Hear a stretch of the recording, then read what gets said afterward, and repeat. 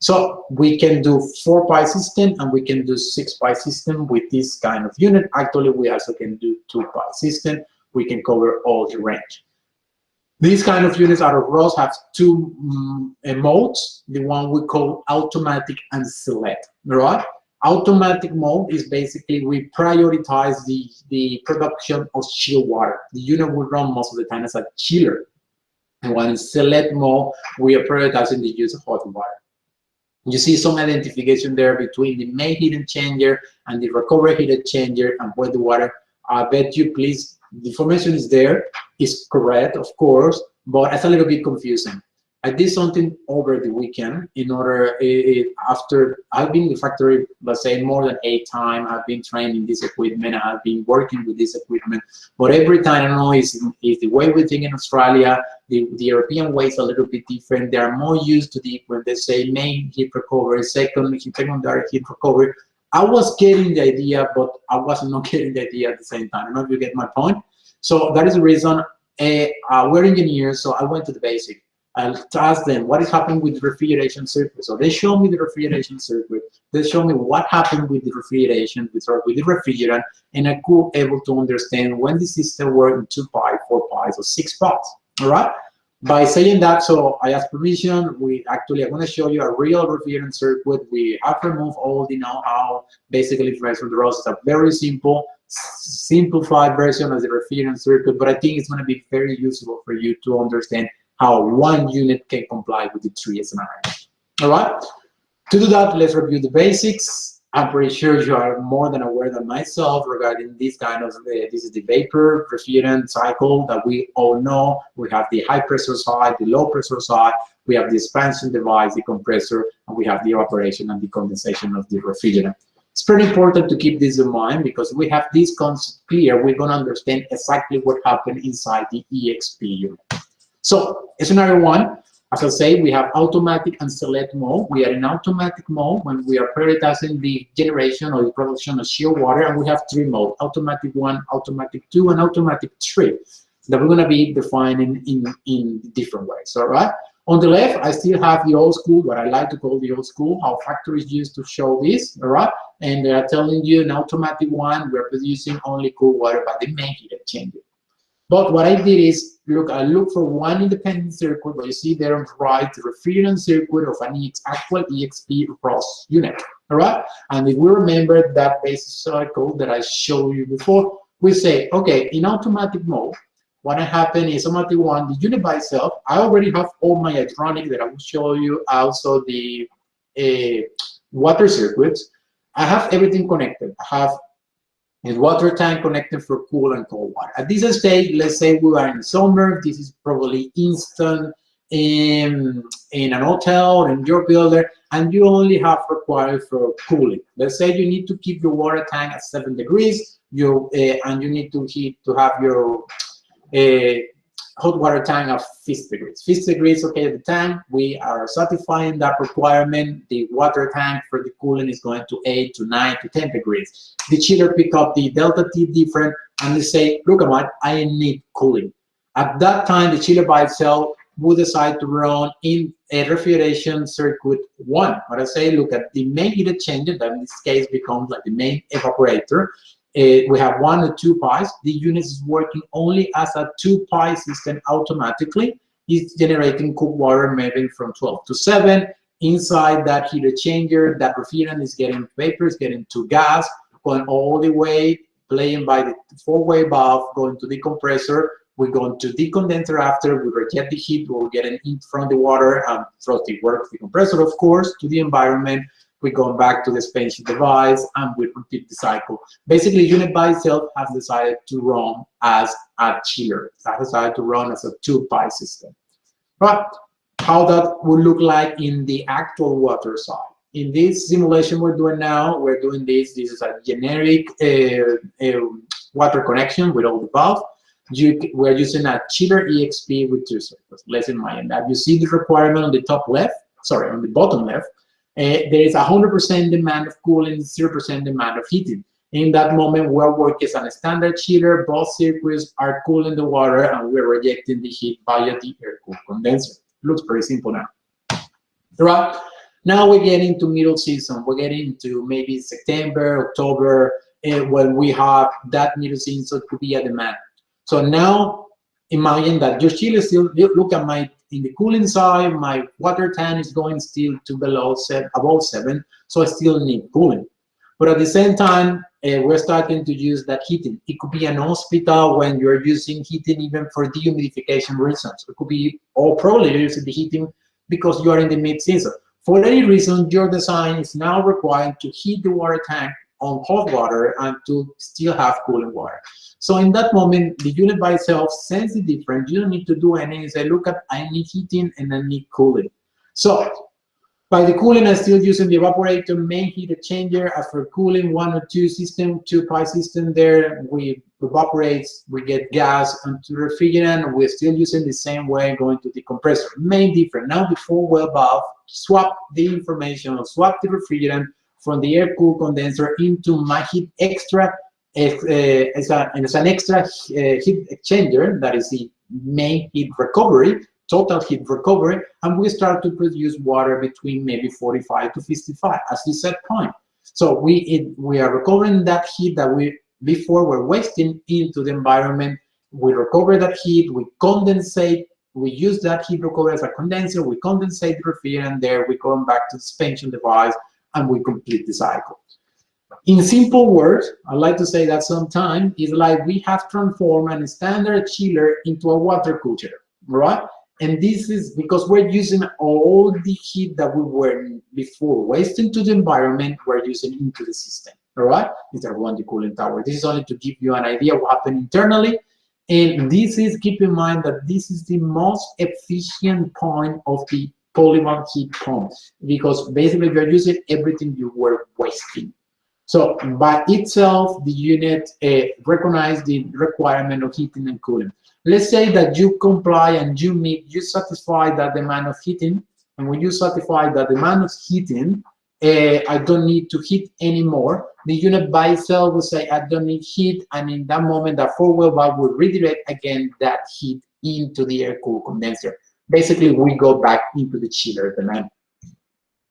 How that will look like into the water circuit. This is basically, you see on the bottom, the same simulation. Now we have 100% demand of cooling, 100% demand of heating.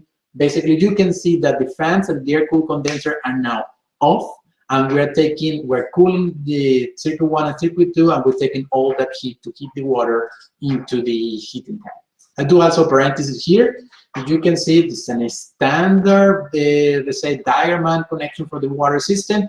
But you also see here in the middle what we call the make-up boiler in the whole water tank. As I say, during the kind of refrigerant compressor type and everything we have inside this unit, the maximum temperature we can get out of the total heat recovery, in this case, the 6 here, is about 55 degrees. So if you're willing to use the system to replace boilers and you are not able to do any kind of compromise on temperature, you still need to do 70, 75, 80 degrees. You will need to use a make-up boiler to do that delta T to the top. The good thing is your energy efficiency of the bill is already going up. You're using all that energy you were wasting before, and now you're using the boiler in more and more less capacity and less time. So what happens if we do 50-50? Okay, in this case, look, we have shut down completely one of the circuits, and the other circuit is working 100% that of capacity. That means 50% of cooling, and the other 50% of heating is going to the reuse, and one circuit is down. But here, where is the magic of the EXP coming by RHOSS? When you can even have unbalanced loads or demands of heating and cooling in the same building. So look at that on the left. You have 50% demand of cooling, but 100% demand of heating. By saying that, one circuit is working as a chiller, is cooling the water, the tank, and all that heat is being used to heat the hot water tank. But if you see, if I only use one circuit, I'm only getting 50% of the demand of the heating. So where do I get the other 50%? The controller say, look, I'm missing heating. So the controller by itself is reversing the cycle that I was playing on the next slide of the other circuit. So one circuit will be running as a chiller, the other circuit will be running as a heat pump. It's taking heat out of the environment, and it's actually sending this to the hot water tank. Finally, but not least, we have automatic trade. Automatic, if you remember, we have certified the demand of cooling. We have certified the demand simultaneous of cooling and heating. But look at, could be the scenario that in winter, I only want using heat for the heat for the heating of the room. For any reason, I don't need cooling. So in that moment, I certify the temperature of my tank. The controller say, I don't need to use any more cold water, so I only need to produce heating. So what the controller does is reverse the cycle, or invert the cycle of the refrigerant, and we have transformed now the chiller into a heat pump and that circuit. As you see, now we are producing heat 45, 55 in the secondary heat exchanger, and that's go now to the condenser that previously was working as a cool condenser, but now you see here on the top right, we have a second expansion device, and we are using that condenser as an air-cooled evaporator. So now the gases get expanded inside of this new evaporator, air-cooled condenser. We are getting heat out of the environment into the refrigerant, we go into the compressor, and we complete the cycle. So now we are able to produce only heating. And in simple words, this is exactly how you produce in a 4-pi unit for only one unit. You can produce only cooling, heating and cooling, and only heating. I think that starts to give you a better idea of where we are producing 2 pies and 4 pies. This is how we're looking in the water circuit. 100% demand of heating. Both circuits will be running as heat pumps, reversible cycle, and we're taking care of the environment to heat the unit. If we only need 50%, we only run one circuit. We have covered what we call 4-pi system, all right? So now what is a 6-pi system? I think it's pretty clear that we're not talking about a water-cooled unit, all right? So now a 6-pi system is what we call an extra plus.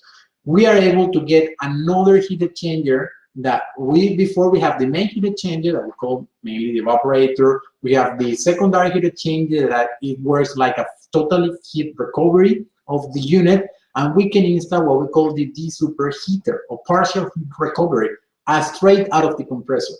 That gives you the possibility to produce water up to 70 degrees. You're gonna tell me, Aaron, before you were telling me we'll go up to 55, and now you're telling me we can go up to 70. Yeah, the truth is, as soon as you are the compressor, the gas temperature there are really close or well above 100 degrees. That is the reason we can get 70 degrees there, all right? So now, what is a 6-pi system? It's a polyvalent 4-pi heat pump able to produce extra hot water at higher degrees, all right? This is an advantage. This is something plus.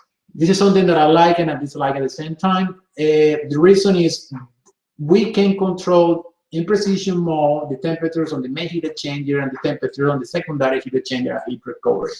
The problem with this superheater in this case is, if you see there, the hot water production is available only when the unit is working and according to the request from the user. That means that temperature is really stick to the behavior of the load system or what happened with the compressor load. That means, for example, if the compressor for any reason are working in partial load, you're probably going to get different temperatures at 70, or maybe lower. So this is a plus, but it's something that is difficult to control. It's not something that I want you to be reliable. Yeah, I want to have that. I'm going to have 45 kilowatt at 17 degrees. So it is something to keep in mind.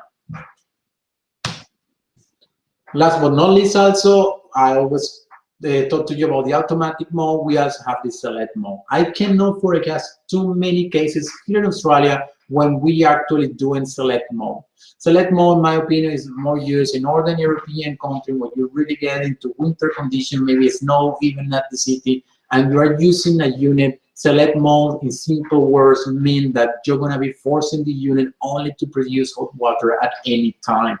That means that on the main heat exchanger that before we were only producing cooling, we are forcing the unit always to work as a heat pump and produce heat. And of course, you will get the partial heat recovery and the total heat recovery into the other unit. So select mode means priority for hot water. It could be winter if you're using air conditioning. I'm mentioning that like European cities, but could be a special project when you really want to have the flexibility between cooling and heating. For a period of time, you want to use only heating and you want to maximize that capacity.